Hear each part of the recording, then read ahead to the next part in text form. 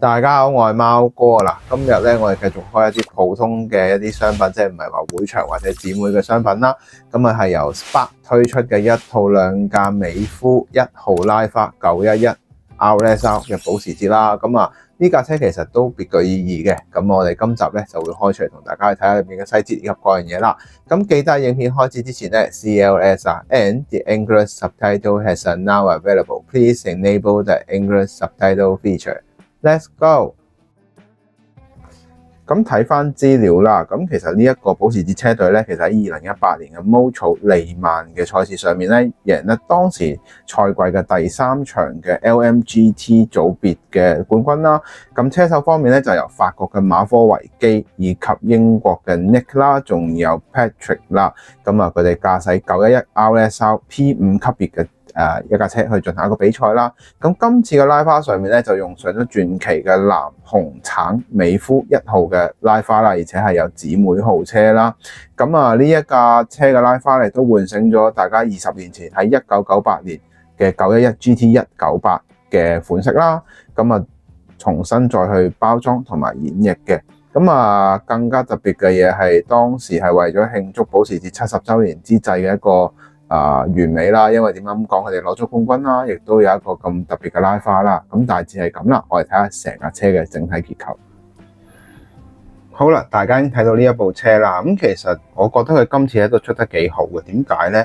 因為咧，你如果用一部車咧，其實係表達唔到佢今次成套拉花嘅精要部分，就係佢哋係一架姊妹車啦，同埋一架為咗慶祝保時捷70週年而做嘅一個拉花設計嚟嘅。咁啊，別具意義啦。咁啊，所以一次過出兩部，大家咪唔使分開追咯。嗱，咁其實整體成部車咧係用翻911嘅原型嘅車身去做開發嘅。咁整體嘅大部分嘅所有硬件嘅設計咧，其實都係喺風洞測試入面度過咗成架車嘅塑造啦，以及各樣嘢啦。咁喺尾部方面咧，更加有增加更加多嘅下壓力啦，以及一啲位置我哋都會睇到嘅。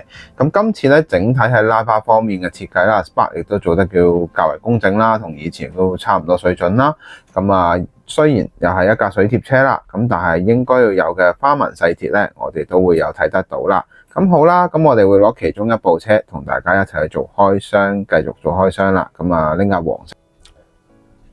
好啦，雖然咧佢就係一部水貼車啦，咁但係咧喺大部分嘅細節方面咧都有高清效果嘅，唔會俾你感覺雖然佢係一架水貼，但係咧佢啲花紋啊細節嘅位置冇任何嘅斷裂嘅情況啦，以及嗰個邊緣位嘅控嘅感覺咧，亦都唔會話太過誇張嘅，我覺得非常之可以接納噶啦。咁啊，當然啦，如果個側面上面再噴得厚身少少嘅光，有個營造個水晶感覺咧，就會更加之強烈啦。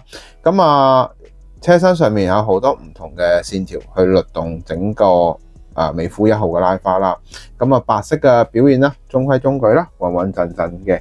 咁啊，始終 Spark 咧係出保時捷方面咧的而且確有一手啦。咁啊，對佢哋嘅整體嘅輪廓線條方面咧都不容置疑噶啦。咁好啦，我哋會由頭講到落尾啦。我哋先從車頭嘅部分講起。好啦，我哋先從車頭嘅部分講起先啦。咁其實第一點咧，我哋值得留意嘅當然就係水箱嘅結構啦。首先會見到70週年嘅 logo 啦，保時捷嘅70週年 logo， 而水箱嘅呢個進氣網嘅位置啦，亦都做得較為工整、簡單、乾淨嘅。其實成架車咧，你會覺得比較上係911嘅 RSR 咧，咁啊，亦都有。即係佢要基於喺一個商品級以及喺一架賽車級上面咧取得一個平衡啦，咁同埋亦都喺賽車上面咧911 RSR 咧，咁佢係一個輝煌嘅戰績啦，對上一代嘅車啦，咁睇落好似平平無奇嘅保時捷咧，的而且確都會有少少嘅唔一樣嘅。咁今次美孚拉花咧最特別嘅地方咧，當然就係兩粒眼睛仔啦，我成日叫佢咁啊，一個係橙色，一個係黃色，去識別翻佢哋嘅姊妹車啦。咁頭燈嘅結構方面咧，都可以話係中規中矩嘅，用咗分黑嘅設計啦，依然都係可以睇到啦。咁啊，另外車頭冚嘅黑線方面咧，亦都較為立體嘅，比起以前啦，更加乾淨咗唔少嘅。咁係一啲我哋叫入油箱嘅坑紋位置啦，以及一啲邊緣嘅位，甚至係一啲我哋叫做黑線嘅部分咧，都可以話係正常發揮嘅，冇乜話太特別啦，咁樣啦。好啦，嚟到車側嘅部分啦，咁其實整體嘅車側咧同普通嘅有咁講啊，同普通嘅911咧係好似嘅，咁但係當然喺結尾嘅部分會有大量嘅修復啦。始終佢係為一架賽道而生嘅車啦。咁其實整體嚟講咧，側裙嘅部分有做到輕微突出之餘咧，RSR 嘅字咧依然都係有俾到你嘅。咁最後一樣嘢啦，喺後面嘅後沙板結構亦都做得相當突出嘅。咁呢一個位置咧，我自己就比較中意嘅，因為咧佢呢一個位係原裝嘅級別啦。咁但係商品即係我哋叫街賣嘅版本咧，當然會厚翻好多啦。呢一個位置啦，呢一度會有翻個收邊嘅位置，會冇呢一個尾腰流咁誇張嘅 RSR 啦。咁同埋咧，今次呢一隻尾翼咧，亦都係有採用咗全新嘅設計嘅。今次嘅 Spark 咧喺呢一個位置咧，個尾翼嘅支架部分咧，粗幼度亦都可以接受啦。咁啊，做得相當之唔錯啦。最緊要咩？有天線嘅結構嘅。咁仲有啲乜咧？LED 嘅質感咧，亦都豐富嘅。喺後面嘅位置唔會有任何，雖然佢係有咁講，佢係水貼，但係佢冇任何嘅斷裂嘅層面啦。因為始終係凹陷位置嚟噶嘛。咁啊，做得唔錯嘅。另外啦，嚟到車尾嘅部分啦，當然啦，我哋最主要嘅當然就係睇下整個車尾嘅部分最巨大嘅就係呢一個尾腰流嘅設計啦。咁其實呢一個尾腰流咧就係可以話係整個 RSR 裏邊咧最大今次升級嘅部分組件嚟嘅。咁可以睇到咧非常之巨大啦，而且有一個邊緣嘅位置亦都有做一個熒光黃嘅效果啦。咁呢度非常之醒目之餘咧，角位嘅位置咧，因為今次用上，因為佢連接咗車底係用上咗金屬咧，成個質感就可以話靚仔好多啦，哐哐聲大家聽到啦。咁啊，最後一樣嘢啦，車尾燈嘅部分，都係依然爭少少。如果有水晶件咧，成件事就完美噶啦。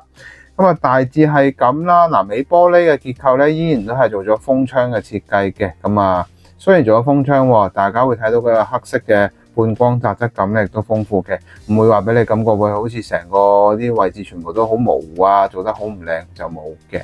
咁啊，係咯。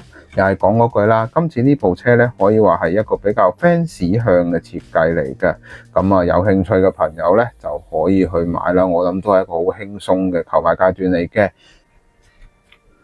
好啦，嚟到今集嘅可購買指數啦，今集嘅可購買指數咧，我會俾佢8分啦。咁作為一套兩價嘅車，喺價錢方面亦都相當合適啦。咁啊，再加上佢有一個拉花嘅信仰基因啦。